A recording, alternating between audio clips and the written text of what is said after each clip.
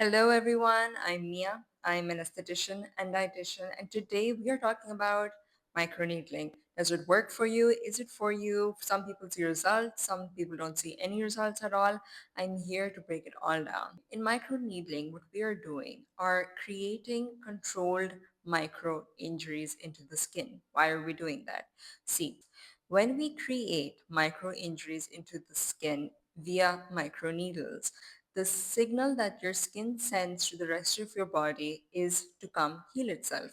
The first thing that your body does is it releases inflammatory signals to go and speed up the wound healing process. Okay, so we're talking about growth factors such as TGF beta, EGF, we're talking about cytokines, and then we're talking about fibroblasts for that collagen, right? The whole purpose of microneedling is to understand that your skin is the foundation of your body. As you age, you lose about 1% of your collagen every year after once you get into your mid 20s. As you start to lose collagen, as you are exposed to other inflammatory factors within your body, stress, or externally as well, your face and your skin does undergo a lot of stress, sometimes even with the foods that we're eating or the hormones that we don't even know about, right?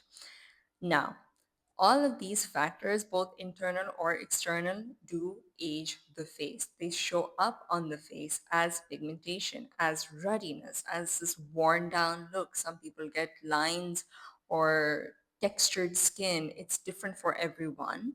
But these are certainly factors that do play a role in aging. Microneedling is, I believe, such a beautiful procedure because not only are you creating these controlled injuries to stimulate the body's natural wound healing process, which is the collagen production, but you're also helping regulate your skin cell turnover as well as regulating the oil production and the pigment production. So, what this means is that this procedure is definitely one of those all-rounder procedures. It's great for acne scars, it is great for skin texture, it is great for fine lines and wrinkles, or to prevent aging, or rather not prevent aging but delay the signs of aging and really firm the skin's collagen and the skin elasticity. So you have that beautiful, bouncy, radiant glow to you. And the thing with microneedling is one thing that needs to be fixed is that one session cannot equate to glass skin glow, at least not for everyone. Some people see results after one session, some people see results after 2 to 3 sessions. I would say that this all depends on what are we trying to achieve and what is it that is within your budget as well. But then that's me. Okay, that's how I work. I like to discuss and create plans with every single person whom I'm working on or working with so that we can do something that's within your comfort zone and achieve realistic results and not set unrealistic expectations but realistic goals. But the reason why a lot of people don't get results or don't see results is because A, it is either not being done correctly, B, they are not the right candidate. These two things matter a lot, and so does C, which is aftercare, which we will get into in this video. Technique matters.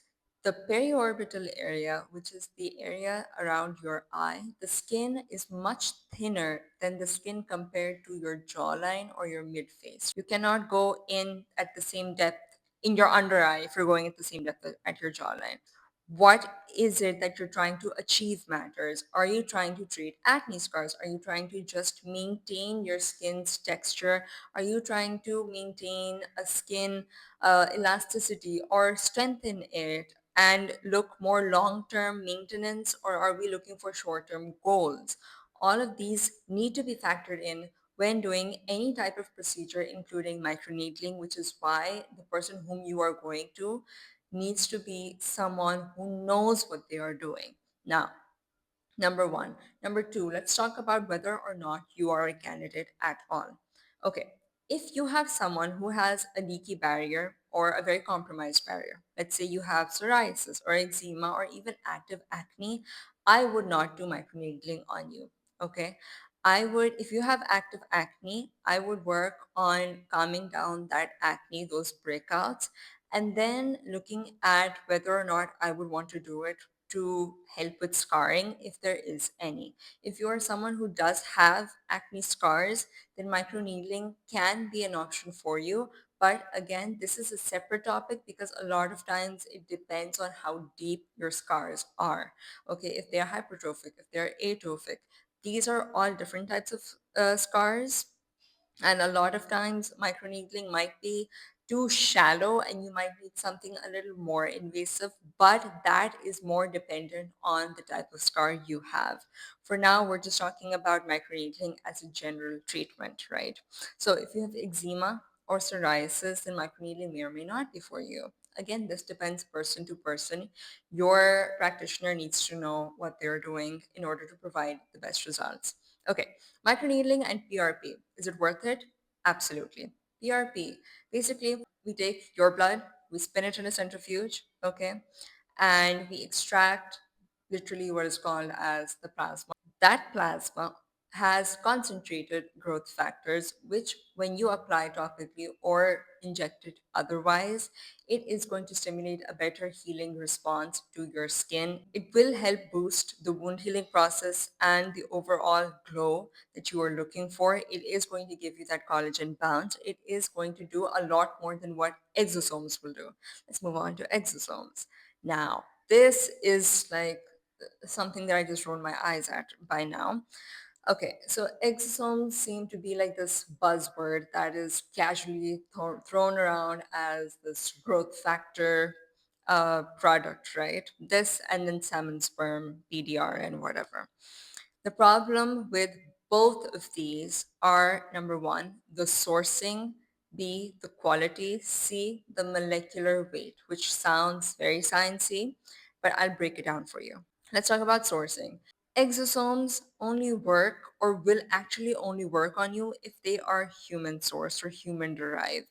Plant derived exosomes will not do jack for you because they're plant derived. And you don't know where they are sourced from. It is a relatively newer trend or fad, and the marketing is excellent. There's no doubt. A lot of times, what you are being marketed is not what is actually being given to you. So, if I had to put my money on something, I would say bet on PRP because at least you know what's going in your skin. Okay. It's your own blood. You cannot react adversely to your own blood. PDRN, exosomes, all of this stuff, literally stuff, all of this stuff, you don't know where they are being sourced from. A lot of times, the rates at which people are doing them are so cheap that you wonder if it's even the right quality. So, if you have all these doubts and all these questions, also when I mentioned the molecular weight, something that is thick and heavy in size will not be able to penetrate your skin barrier, even if you are doing microneedling. Okay. So that is something, an important factor to be factored in, which is why I am a huge proponent for PRP and microneedling, but then that's me. To each their own out there. MNRF, microneedling with radiofrequency. It is a procedure that involves the needles sending heat waves into the skin. So it promises more skin tightening and better results, or fat burning or contouring. You will see a lot of what is being claimed. But there is a huge, huge problem when it comes to MNRF, which is under the name of Morpheus or other names as well. The biggest problem with MNRF is the fact that that heat that is being sent into your skin, if you are South Asian, if you have rich melanated skin, you are prone to hyperpigmentation, post-inflammatory hyperpigmentation, and melasma. And unfortunately, there are so many people out there who just don't know how to do it correctly. And I have received so many messages that have literally broken my heart because I have seen women send pictures of their face before and after. These are women whom I've never even met, and they've just contacted me on Instagram, and they've said that they got MNRF done for their acne scars, and the practitioners would do it under their eyes, and that would result in them looking hollowed, aged, buddhi, like a witch, churel, sagging, and Allah, this really breaks my heart. The thing is that this is the most beautiful way to get you stuck into this loop of go into a clinic, okay? Here's a machine that is going to treat your acne scars and make your skin firm and tight and, burn your fat as well, okay? You get that done. You pay a huge sum of money for that, okay? You come back to treat the post-inflammatory hyperpigmentation, the melasma that you now have that you didn't have before, okay? That is stubborn, that is now making you feel even more conscious than before you went in.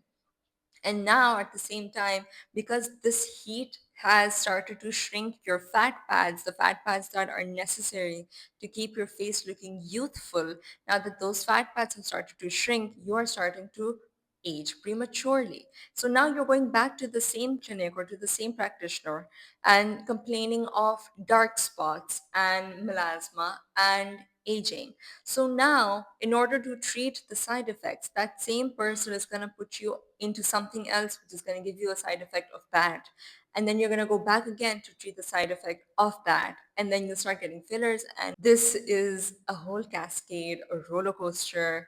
And it is so emotionally traumatizing for so many women out there. And I'm so sorry if you are someone who has experienced this. And the reason why I am so passionate about this as I speak is because it it's so upsetting to see all these people whom I meet, and so many of them, their vulnerabilities being taken advantage of, um, just for the sake of someone earning an extra few bucks. Doesn't seem worth it to me. Anyways, let's get back to the topic. MNRF will give you melasma. It will age you prematurely if it is not done correctly. I would say don't go for it at all. If you must, if you are somehow already sold onto the idea of getting Morpheus, of getting MNRF done, then I would say the safest bet for you is to do it along your jawline and nowhere else. Maybe double chin.